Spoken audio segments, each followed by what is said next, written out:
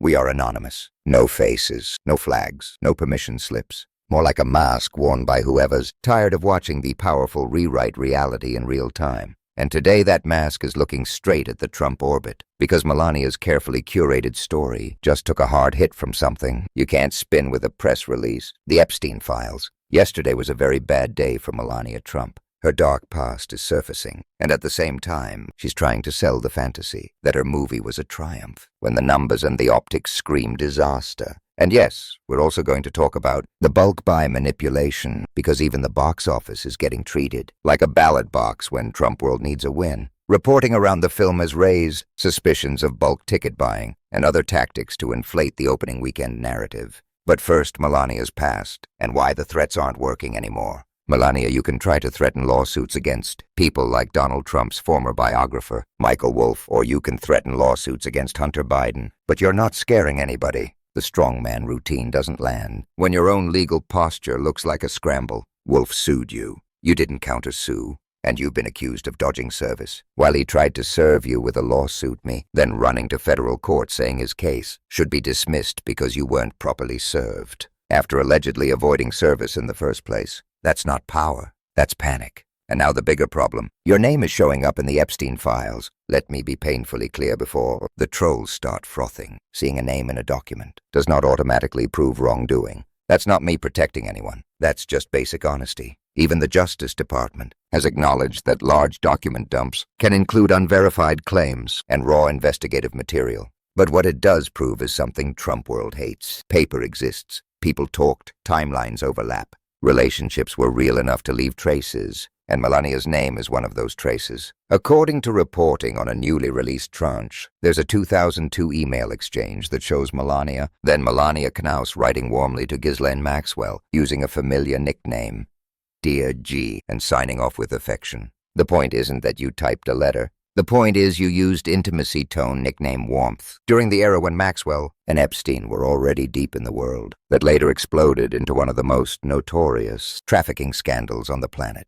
And the details matter, so I'm going to stick to what's been described in coverage of the released documents. The email references a New York Magazine story about Jeffrey Epstein and compliments Maxwell's appearance in the photo, with Melania expressing interest in reconnecting in New York and talking about travel like it's just another glamorous social circuit. Now tell me, how does that square with the public posture? This idea that there was no relationship, no connection, no familiarity. You don't call someone G in private correspondence if they're a stranger. You don't write like that if you've never shared a room, a table, a party, a network. And here's where Trump comes in, because Trump always comes in. He's the gravity well that turns everything around him into corruption, coercion, and PR.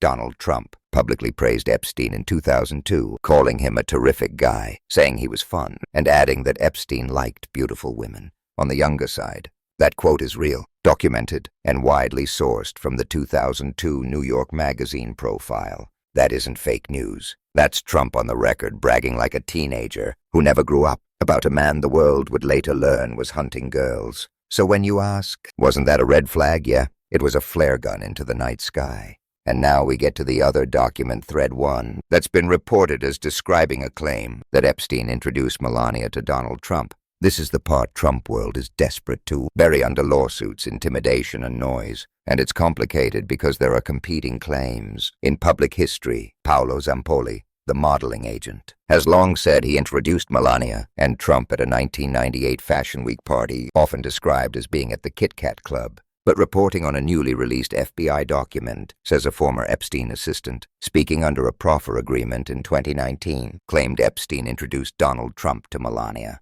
Read that again. A former assistant claimed, under an arrangement requiring truthful cooperation, that Epstein played matchmaker directly, contradicting the polished origin story. And the reported context is even darker, that the document references Epstein and Zampoli moving through the modeling world, together talking about agencies, elite models' auditions, portfolios, exactly the kind of pipeline where power, money, and vulnerability collide. Now let's zoom in on Zampoli, because he's not some random extra in a Trump biopic. Multiple profiles over the years have described Zampoli as the person who helped Melania's modeling career, and even helped secure her work visa in the U.S., And he's been described as a lavish party promoter, yes, the guy with the alligator, the tiger cubs, the models at nightclubs blowing kisses at cameras. If that sounds like a circus, that's because it was. And that party ecosystem is exactly where wealthy men meet imported beauty and where consent can get blurred by economic status pressure and control. So if you're listening to this thinking, okay, but which is it? M. Zampoli or Epstein M? Here's the answer. It could be both in the same network. The reporting on the proffer-related document doesn't need to erase Zampoli to implicate Epstein socially. It suggests overlap, shared circles, shared interests, shared access. And while Trump fans love to shout, "Where's the proof?" They somehow never ask that question about Trump's own propaganda machine. Because at the same time Melania's name is surfacing in Epstein-related releases, Trump World is running a box office psyop. Let's talk about the Melania documentary. Amazon, MGM, reportedly put enormous money behind it. McCoverage cites a $75 million figures, and Trump's media allies immediately tried to crown it a record-breaking success because it pulled in about $7 million in its opening weekend. But anyone with a working brain can do the math. $7 million against a massive spend is not a win. It's Trump math, where losing tens of millions gets spun as historic. And then the manipulation allegations start piling up. A box office expert cited in coverage pointed to signs of fake ticket sales and bulk buying tickets purchased in blocks, possibly distributed for free to boost attendance optics, maybe not even used. There was even reporting about strange promotions, like ads offering incentives to attend, feeding suspicion that this wasn't organic hype, but manufactured momentum. And here's the part that should disgust anyone. Who cares about religion not being used as a sales funnel? A faith coalition led by Trump advisor Paula White. Kane reportedly pushed bulk purchases and private screenings, encouraging supporters to essentially buy out theaters and flood the reporting metrics. If you're wondering how low Trump World will go, apparently low enough to treat church-going Americans like a captive market segment in a propaganda launch. So when Trump's media proxies go on TV and claim the theater was standing room only, men in a movie theater understand what you're hearing. A regime misstyle lie dressed up as wholesome enthusiasm. The point is not truth. The point is domination of the narrative. And that brings us back to the Epstein files, because the same machinery is at work. Deny, distract, attack, flood the zone. The recent releases themselves have ignited controversy for another reason. Survivors and advocates have criticized how victim information can be exposed while powerful men remain protected, and outlets have described chaotic redactions and troubling privacy failures. That's the sickest part of this entire ecosystem. The vulnerable get re-hurt. The famous get PR teams, and Trump, of course, plays both sides. He postures as the outsider, who will drain the swamp, while his inner circle keeps showing up in documents, emails, and social connections that look exactly like the swamp. Major outlets have reported on Epstein-related material touching Trump's orbit and the broader political fallout. And about those emails, House Oversight Democrats previously released Epstein email correspondence raising questions about Trump's ties, including an email in which Epstein claimed Trump knew about the girls, and another suggesting a victim spent hours with Trump at Epstein's house, claims that are heavily contested, but still explosive to see in black and white as part of a public release. Again, presence in a document isn't a conviction, but it is a signal. It is a lead. It is something the public has a right to scrutinize, especially when Trump has spent years trying to control what gets released, what gets buried, and what gets spun.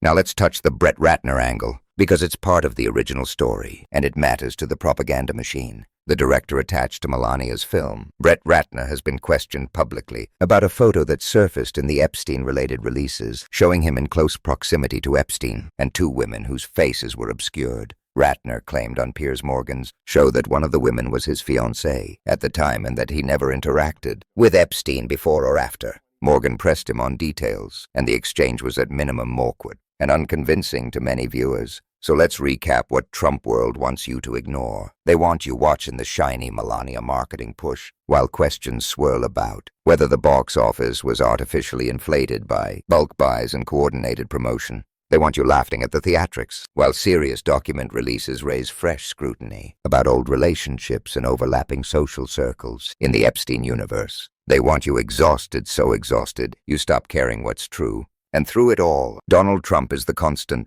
the man who praised Epstein on the record, who weaponized institutions for loyalty, who treats truth like a commodity, and who has built a movement where intimidation is policy and denial is religion. Melania, what happened? If you're hearing this and thinking, this is messy, and I don't know what to believe good, that means you still have a functional mind. The answer isn't to pick a team and shut your eyes. The answer is to demand transparency, demand accountability, and refuse to let propaganda replace evidence. We are anonymous. We do not forgive. We do not forget. So keep watching, keep sharing, and keep forcing the truth into the light. Expect us